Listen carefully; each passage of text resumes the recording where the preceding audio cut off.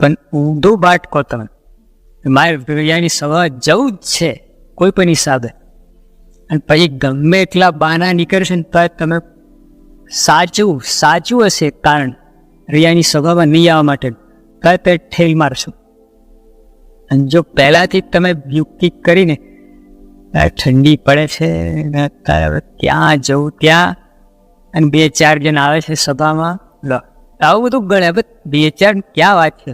ખાવામાં કોઈ પૂછે ત્યારે નોતરું આપ્યું હોય ભાઈ અત્યારે જમવાનું છે, અને પછી આવ્યા તમે ખાલી 2-3 જણ જોયા, તમે પાછા જાઓ છો કે જમીન જાઓ છો? તો એમાં તો બધું ગાડી બરાબર ચાલે છે. એ સભામાં વિચાર કર રૈયાની સભા છાતા એમ સભામાં 2-3 જણ આવે છે, એને એની સાથે શું કામ છે? 2-3 જણ આવે કે 100 જણ આવે તો વાત તો જે થાય થવાની જ છે. જે પીરસવાનું છે જમાડવાનું એ તો દે જ છે, પછી એને ક્યાં ફેર પડે? એટલે આવું બધું થાય. એટલે ત્યાંથી જ આપણે યુક્તિ જ કરતા હોય. બધી યુક્તિઓ છે. રૈયા સભા નહીં આવવાની યુક્તિઓ છે. આ બાપાએ આજ્ઞા કરી એટલે શું થાય?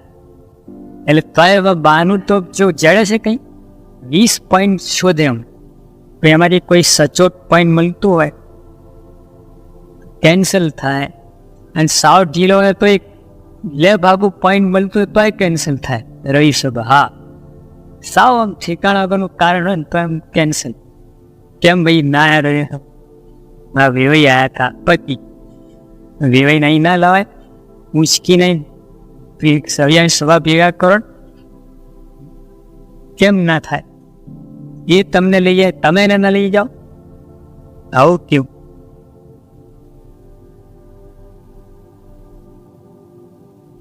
જેમ રાજા હોય તે રાજનીતિનો ગ્રંથ ભણીને પોતાના રાજમાં પોતાનો હુકમ ચલાવે, પણ રૈયતનો દબાય નહીં.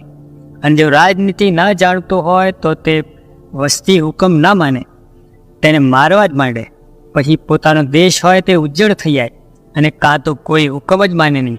તેણે કહીને પોતે દુખ્યો થકો વર્તે. એ તે રાજનીતિ જાણ્યા વિના 2 વાતે બગાડ થાય છે. તેમ જી પણ જો રાજનીતિને જાણ્યા વિના કાયાનગરમાં હુકમ કરવા જાય તેમાંથી સુખ થાય નહીં. જો વાત જો બહુ સરસ વાત. આ જો મારે ખરેખર કંઈ કામ કરાવવું છે કંઈ પાસે, હુકમ નથી કરતા. જો હુકમ હોય ને તો આવી રીતે મહારાજ ના બોલે કોઈ દિવસ. એમ પેલા બીજા બોસિંગ નથી. આ બોસિંગ વાળા આ રીતે વાત કરી જ ના શકે. મારે શું કહ્યું કે અતિ ના વર્તું ને ઓછું નહીં. બોસિંગ હોય ને તો અતિ વર્તન ના પાડે જ નહીં કોઈ દિવસ. તમે 8 કલાકના 10 કલાક કામ કરો તો બોસ ના પાડે? કરને હજુ 11 શું કામ 10 અટક્યો છે? મહારાજ ના પાડે નહીં. રાજનીતિ અરે જો તમે ખૂબ કડક થવા જાઓ ને તો આખો દેશ ઉજ્જડ થાય. આ વિયેતનામ ને બધા કોમ્યુનિસ્ટ બધું કન્ટ્રી, આ ક્યુબા અને ત્યાં જો લોકો ભાગે છે ત્યાં છોડીને. રશિયામાં એ કેટલા બીજે ભાગવા પ્રયત્ન કરે, લોકો ભાગવા દેતા નથી, પકડીને મારી નાખે છે ભાગવા. પણ લોકો આખું ઉજ્જડ જ કરે છે. વિયેતનામમાં બધું રોજના 40-50 હજાર માણસ ભાગે છે, તો પકડે છે ને કાંઈ બધું ધમાલ છે. પણ લોકોની ઈચ્છા નથી રહેવાની, એટલે ઉજ્જડ થવા લાગ્યું છે. જો બહુ કડક થાય તો ઉજ્જડ થાય, અને ઢીલું થાય આપણા દેશના જેવું તો માથે મૂતરે બીજું કાંઈ નહીં. છે કોઈ ગાંઠે છે, કોઈ ઓલા કલકત્તા ઓલા પોલીસ આમ સિગ્નલ આપે છે, આમ હોલ્ટ કરે તો એ નીચે ટેક્સી જતી રહે, હાથ નીચેથી પ્રેમથી એમ એનો હાથ શું કામ. આવું છે.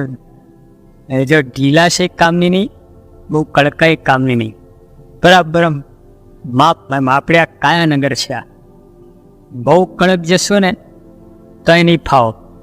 એ 15 દિવસ ચાલશે, અને પછી જે વખતે મૂકશો તો આખી જિંદગી નહીં ઉપાડો પછી. હા, અને ઢીલું મૂકશો તો એ પત્તો નહીં પડે. માપમાં જે 1-2 નિયમ લો, બરાબર આમ ચડતા પૂરક પાડો પછી. એ રીતે જે સારા જે આપણે કરવાનું છે એવું બધું જો આપણે નિયમ લઈએ તો કામ થાય. અને સુરા ખાચર ને બધા નિયમ લીધા, સોમલા ખાચર ને અલૈયા ને બધા ચાતુર્માસમાં શું આ બધા નિયમ લે સંતો, કોઈ ચાંદ્રાયણ, કોઈ આ, કોઈ એકટાણા. બોલા કે આપણે ઓછા છીએ કંઈ? મહારાજ ભેગા આટલા વર્ષથી ફરી આપણે નિયમ લઈએ. લો નિયમ, સના ચોખાનો નિયમ. બપોરે દૂધ પાક થયું, લાઈક બે સાઉન્ડ જોવા લાગ્યા. એલા લૈયા, આ દૂધ પાક શાનું બન્યું? દૂધનું. એમ? અંદર ચોખાના? ના, આવે. તો કે આ તો આપણે કેમ કરવું? આપણે નિયમ લીધું છે ને, એમ કરો. હજુ 24 કલાક નથી થયા, 3 કલાક નિયમ લીધે થયા છે. નિયમ ફેરવાય કે?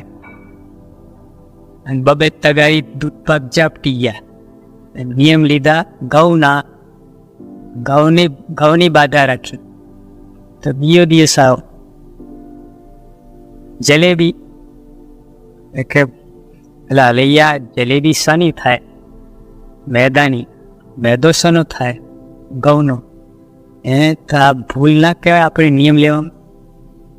હવે કાલનો નિયમ પાછો લઈ લો કે કાલે બરાબર જે લીધું તો એ નિયમ બરાબર છે. મારી જલેબીના ચકતા પેલા 40-50 ઝાપટી ગયા. પછી નિયમ લીધો પાછો ચોખાનો નિયમ. ત્રીજો દિવસ થયો, દૂધ, સાકર ને ચોખા. ફર્સ્ટ ક્લાસ રસોઈ ક્યાં એ લોકોમાં? બેસ્ટ. હરી મૂંઝવણ થઈ. એટલે અહીંયા શું આ બધું? હવે મારો ને ગોરી કે ભગવાન બોલાવે નિયમ શું કે? આ લોકોને સમજ નથી. આ સંતો બધા સમજતા નથી આ ભગવાન છે. નહીં તો નિયમ લેવાના શાના હોય કે? જ્ઞાન થઈ ગયું, અમને સ્વરૂપ નિષ્ઠા થઈ ગઈ. નિયમ મૂક્યા ઉપર ચડાવી દીધા. એ નિયમની વાત નથી. આ તો થોડા 1-2 નિયમ, પાક્કા નિયમ. અને એમાં ખાસ સ્વામીની ઈચ્છા હોય એ નિયમ તો બહુ કામ આવે કે સ્વામીની ઈચ્છા રહી એની સભા લો. હવે આ શું છે? આપણે ન જેવી વસ્તુ માનીએ છીએ. તમે ને અમે સાધુ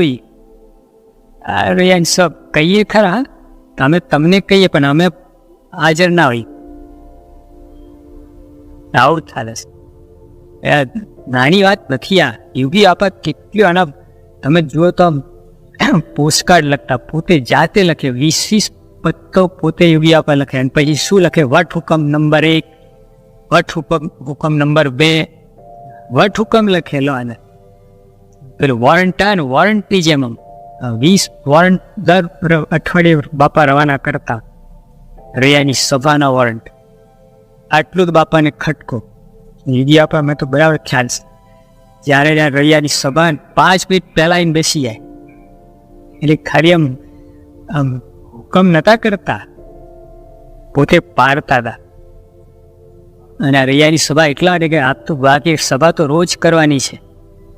પાક રોજ નથી કરી શકતા. એ રૈયા એક તો કરો, બીજું કાંઈ નહીં. તો ક્યાંય ઉતરતા ક્યાંય જાય ખબર નહીં પડે તમને. હા, આ મંજી કાકા ચડી બેસશે ને, એક લાત મારતો રહેશે ને આખા દિવસમાં.